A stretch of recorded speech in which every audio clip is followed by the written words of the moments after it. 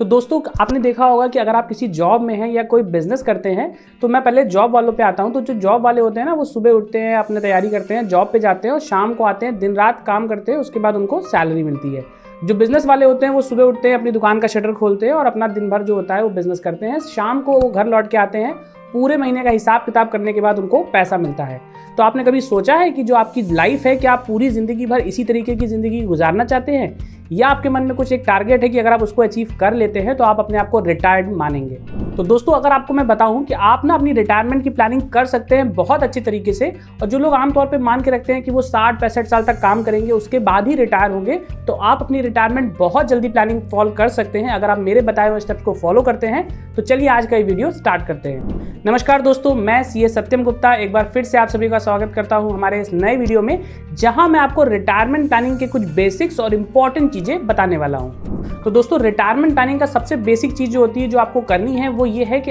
आपको ना अपने माइंड में एक सरप्लस गोल बना लेना है। सरप्लस गोल मींस क्या है कि अभी आप ना एक्टिवली काम करते हैं और आपकी जो भी सैलरी है 50-60 हज़ार 1 लाख रुपए आपके अकाउंट में आती है। तो आपको इतना बड़ा एक सरप्लस गोल बनाना है कि उस सरप्लस गोल का जो पैसा है जब आपके पास इकट्ठा हो जाएगा, तो आप उस पैसे को अगर कहीं इन्वेस्ट करते हैं तो आपको एक्टिवली लाइफ से जो पैसा आ रहा था उतना पैसा आना स्टार्ट हो जाए। तो जब वो आपका गोल बन गया और आप वहां तक अचीव कर पाएंगे, तो आप मान सकते हैं कि आप अपने आप को हद तक कहीं ना कहीं रिटायर्ड मान सकते हैं। तो दोस्तों जो मैंने आपको बताया सरप्लस के बारे में, इसको मैं आपको गाइड करूंगा कि आपका सरप्लस कितना होना चाहिए, कहां तक बना सकते हैं। बट पहले चलते हैं अपने दूसरे पॉइंट की तरफ, जो हम लोग बात करते हैं टर्म इंश्योरेंस की। दोस्तों टर्म इंश्योरेंस में क्या होता है, आपने टारगेट तो बना लिया कि आपको ना इस तरीके से सरप्लस इकट्ठा करना है और इसके बाद आप अपने आप को रिटायर्ड मानेंगे, बट हो सकता है कि आप वहां तक ना पहुंचे और आपके साथ अगर कोई कैजुअलिटी हो जाती है, तो क्या होगा कि आपके जो डिपेंडेंट्स हैं, आपके वाइफ हैं, आपके बच्चे हैं, उन लोगों का जो फ्यूचर होगा वो अनसिक्योर्ड रहता है। ऐसे केसेस में आपको एक टर्म इंश्योरेंस लेना है। वो कितने का लेना है वो मैं आपको आगे बताऊंगा,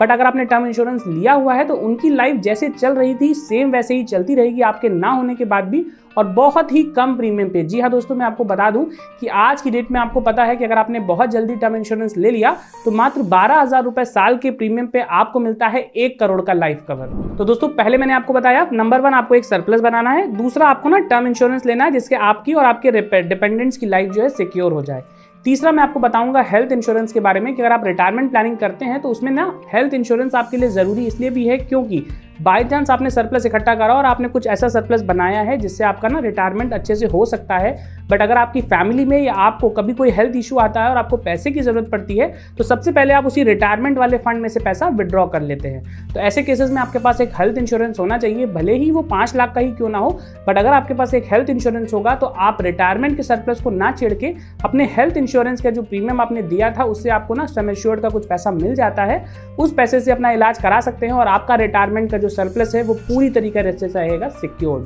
दोस्तों फोर्थ जो इंपॉर्टेंट पॉइंट मैं आपको बताने जा रहा हूं वो रिलेट करता है नॉमिनेशन से। आपने देखा होगा कि अगर आपने सब कुछ बना के रखा है बट उसके बाद भी अगर आपके अकाउंट में नॉमिनेशन नहीं लगा, तो हो सकता है कि आपके ना रहने के बाद जो भी आपके लीगेसी ओनर्स हैं उनको ना डिफिकल्टी फेस करना पड़े वो सारा पैसा निकालने में। आप डेली हो सकता है कि अपने फादर के साथ बैंक जाते होंगे और बैंक का सारा स्टाफ आपको पहचानता है, बट जिस दिन आपके फादर नहीं रहेंगे हो सकता है बैंक का वही स्टाफ जो है आपको पहचानने से मना कर दे, क्योंकि ओरल चीज़ कुछ नहीं होता, जब तक फॉर्म में नॉमिनेशन नहीं लगा आपको नहीं मिलेगा। तो आपको करना क्या है कि एक दिन कभी भी फ्री होइए तो टाइमली बैठिए, जितने भी आपके फाइनेंशियल डॉक्यूमेंट्स हैं उनको एक बार चेक करिए कि क्या सारे डॉक्यूमेंट्स में नॉमिनेशन लगा है। और नॉमिनेशन उसी पर्सन का होना चाहिए जिसको आप अपनी एब्सेंटीज में, या यूँ कहें कि अगर आप नहीं रहेंगे तो वो सारा पैसा ट्रांसफर हो। तो एक बार जितने भी आपके फाइनेंशियल ट्रांजैक्शंस होते हैं, जो भी फाइनेंशियल अकाउंट्स हैं, सब में नॉमिनेशन जरूर चेक करिए, और बाई चांस अगर किसमें मिस हो गया है तो आप नॉमिनेशन इमीडिएटली अपडेट करा दीजिए। तो दोस्तों लास्ट जो इंपॉर्टेंट चीज़ मैं आपको बताने जा रहा हूँ वो रिलेट करता है आपको ना किस तरीके से अपने पैसे को बचा के रखना है। तो अगर आपने सारी प्लानिंग कर ली, आपने सरप्लस भी डिसाइड कर लिया, आपने टर्म इंश्योरेंस भी ले लिया, आपने लाइफ भी ले लिया, नॉमिनेशन भी कर दिया,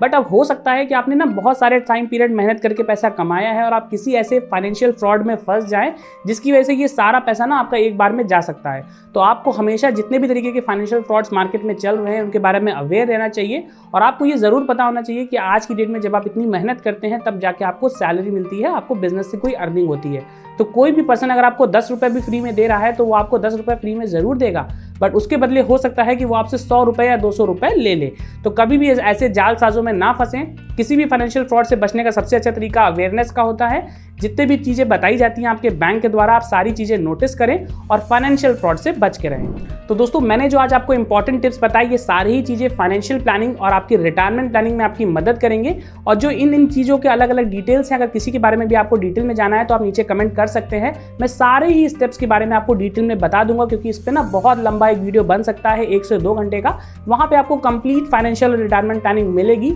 तो मिलते हैं आपसे अगले वीडियो में, तब तक के लिए थैंक यू।